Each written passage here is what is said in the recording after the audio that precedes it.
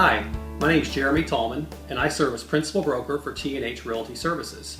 We're a full-service property management company serving the greater Indianapolis area. Today I want to talk about the costs associated with owning rental real estate. This is obviously a big topic. I get this question every time I speak to potential customers about whether they want to lease their property or not. And it's always, how much is it going to cost me on a maintenance side to rent my property? A lot of that answer will come with how old your home is. For example, if you have a brick-sided 1920s bungalow, you'll expect to pay more in maintenance as a percentage of your rent than someone who owns a 2010 vinyl-sided home. So age does play an important role in how much you should expect to spend.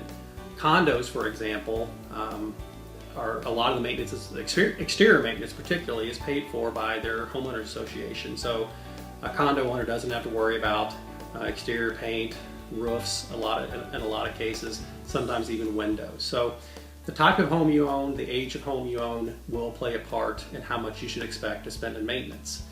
Generally speaking though, you should expect to spend around 20% of your rental income on maintenance. And that sounds like a big number.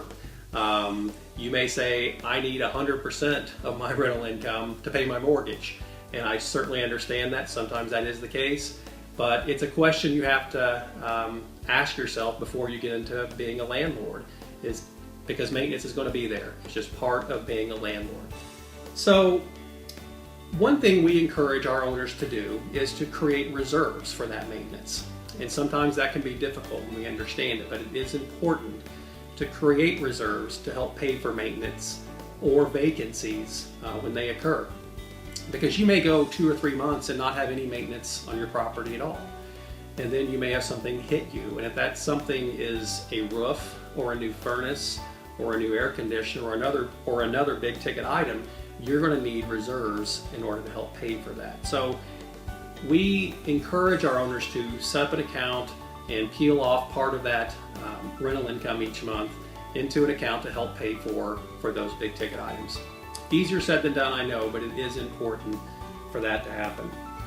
Another thing you can do to help with your maintenance is to conduct routine preventative maintenance on your property.